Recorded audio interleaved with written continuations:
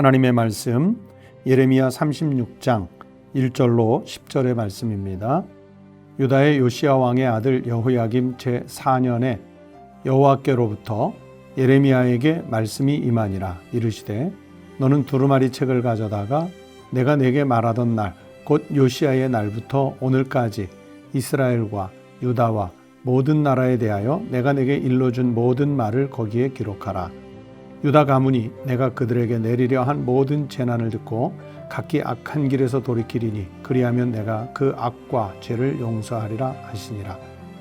이에 예레미야가 네리야의 아들 바룩을 부르매 바룩이 예레미야가 불러주는 대로 여호와께서 그에게 이르신 모든 말씀을 두루마리 책에 기록하니라.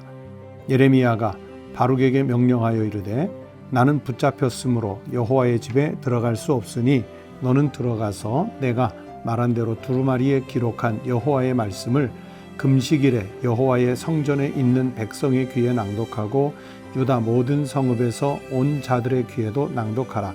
그들이 여호와 앞에 기도를 드리며 각기 악한 길을 떠나리라. 여호와께서 이 백성에 대하여 선포하신 노여움과 분이 크니라.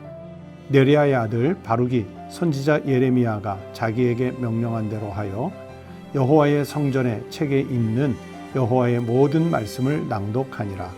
유다의 요시야 왕의 아들 여호야김의 제5년 9월에 예루살렘 모든 백성과 유다 성읍들에서 예루살렘에 이른 모든 백성이 여호와 앞에서 금식을 선포한지라. 바룩이 여호와의 성전 윗들 곧 여호와의 성전에 있는 세문 어귀 곁에 있는 사반의 아들 서기관 그마랴의 방에서 그 책에 기록된 예레미야의 말을 모든 백성에게 낭독하니라. 오늘 아침 우리에게 주신 하나님 말씀입니다. 성도 여러분, 오늘도 하나님께서 우리에게 새날 주신 것을 감사하면서 건강하게 그리고 믿음의 은혜 가운데 살아가시는 축복의 날 삼으시기를 축원합니다. 예레미야 36장 말씀은 예레미야 선지자가 선포하고 또는 불러주었던 그 예언을 바룩이라는 사람이 받아서 기록한 그런 내용의 말씀입니다. 그래서 4절 말씀해 보시면 이에 예레미야가 네리야의 아들 바룩을 부르매 바룩이 예레미야가 불러주는 대로 여호와께서 그에게 이르신 모든 말씀을 두루마리 책에 기록하니라. 그렇게 말씀했지요. 이 당시에 왕이 여호야김이라는 왕인데 이 여호야김 왕이 하나님의 말씀이 기록된 이 두루마리들을 자꾸 소각하는 악행을 저질렀어요. 그래서 다시 쓰고 또 다시 쓰고 하는 일들이 있었습니다. 오늘 본문으로 읽은 1절부터 3절 말씀해 보시면 하나님께서 예레미야에게 그가 지금까지 선포한 모든 예언들을 두루마리에 기록하라고 명령을 하시죠.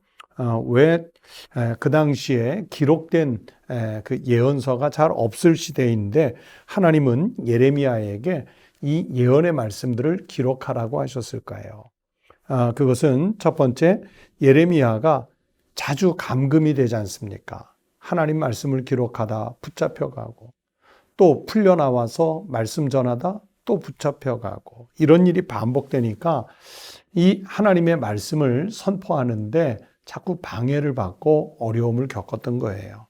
그러니까 기록해 두어야겠다라는 배경이 있습니다. 또 두 번째는 이렇게 기록해 두었다가 나중에 보면 하나님의 이 심판의 예언이 그냥 일회성의 이야기가 아니라 훗날 보면 반드시 성취되는 이 말씀대로 성취가 되었다는 것을 보이시고자 기록하라고 말씀하셨습니다.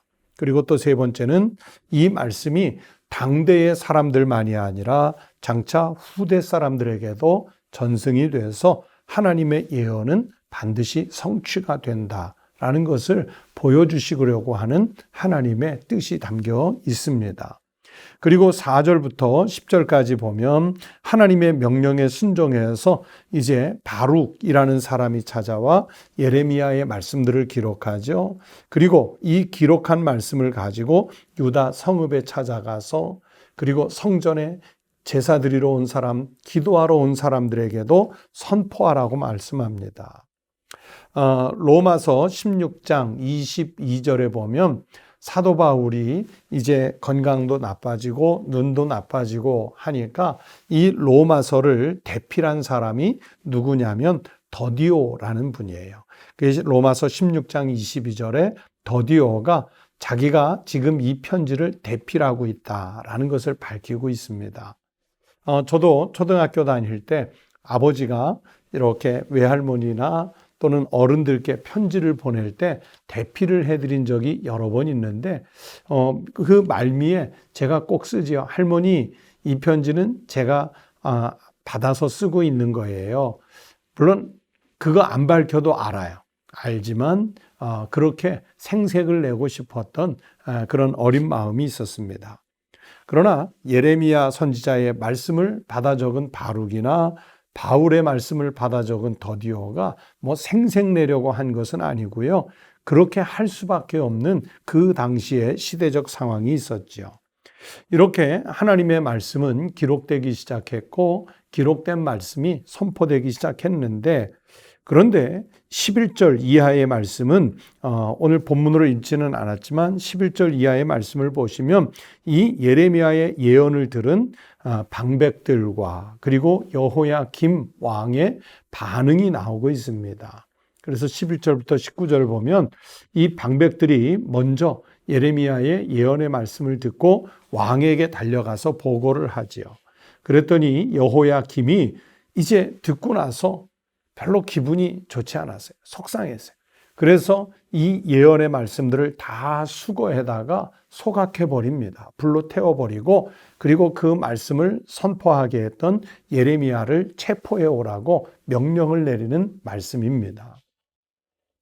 여러분 열왕기하 22장 8절부터 13절의 말씀을 보시면 이 여호야김 왕의 부친이 누구냐면 바로 어린 나이에 종교개혁을 했던 이스라엘 역사에서 위대한 왕으로 기록이 남은 요시야입니다.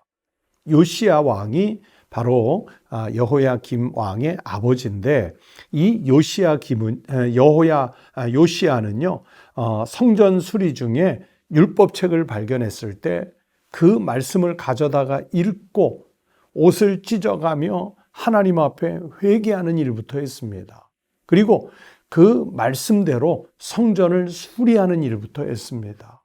하나님의 말씀을 듣고 마음의 찔림을 받아 자기도 회개하고 또 귀족들도 회개하게 하고 백성들도 회개하는 그런 종교 개혁 운동을 일으켰던 왕이 바로 여호야김의 아버지 요시야예요.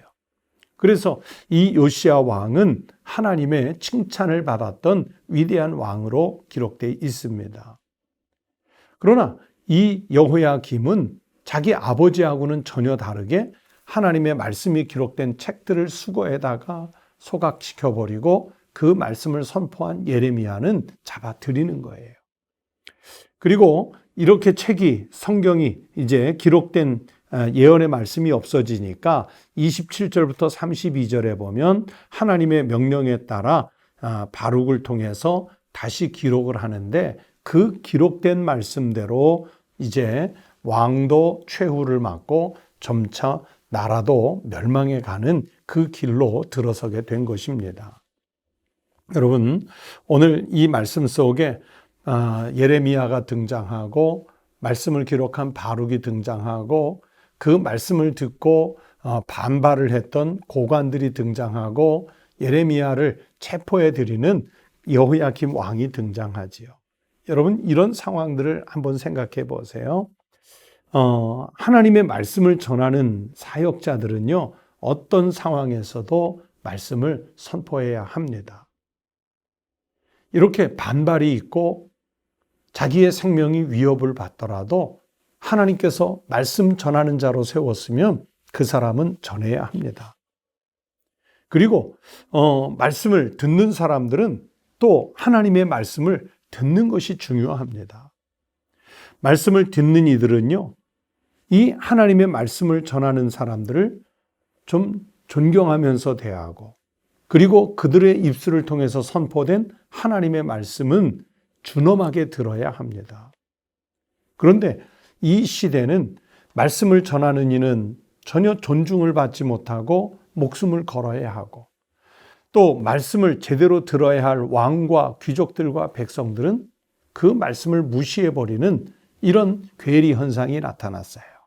이것으로 인해서 나라가 점점 멸망해 가는 과정에 들어서게 된 것입니다.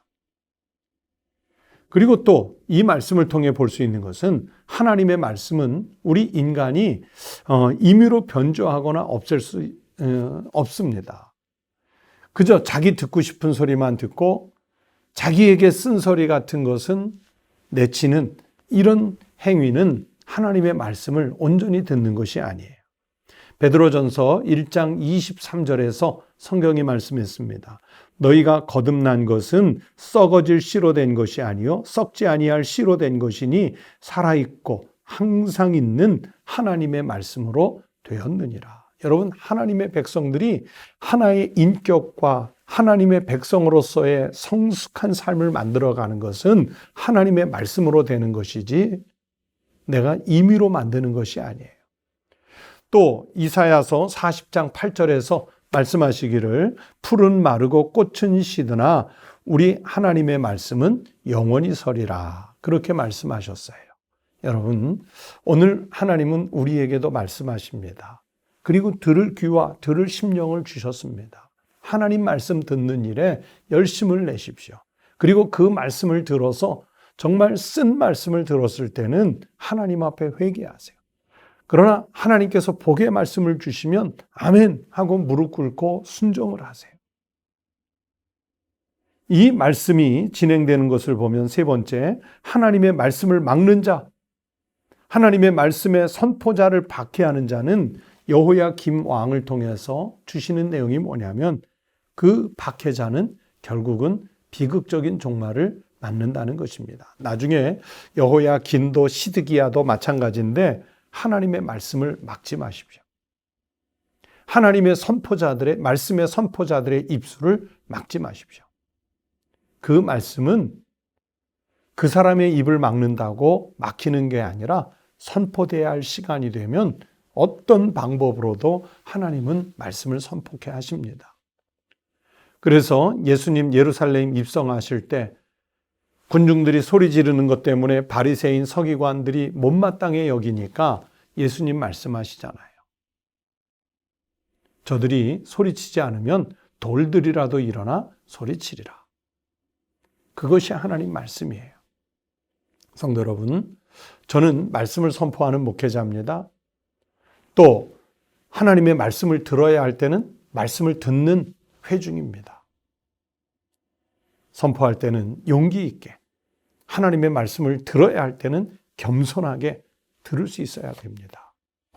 우리 사랑하는 성도들이 세상에서 우리가 참 많은 소리를 듣고 살아야 하지만 그 가운데 놓치지 않고 들어야 할 하나님의 말씀을 듣고 말씀대로 사셔서 생명이 보존되는 하나님의 백성이 되시기를 주의 이름으로 축원합니다. 기도하겠습니다.